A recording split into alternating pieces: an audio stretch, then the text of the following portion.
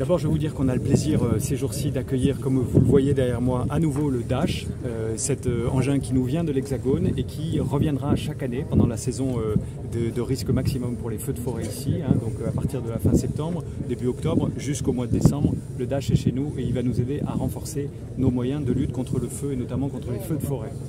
Ensuite, on a célébré ici et marqué un point très important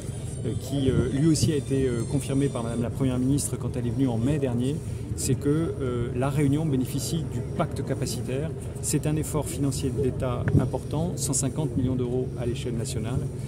qui bénéficie à la Réunion pour nous permettre d'acheter des véhicules supplémentaires. Donc ça va être 26 véhicules supplémentaires de lutte contre le feu,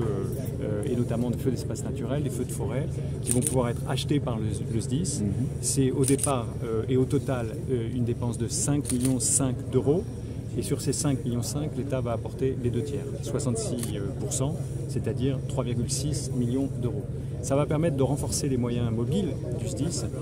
à la fois pour que dans des situations exceptionnelles où on aurait besoin de renforts, c'est-à-dire on ferait venir des colonnes de l'Hexagone, on ait les véhicules et les gens puissent monter à bord en arrivant tout de suite pour nous renforcer. Mais évidemment, ces véhicules,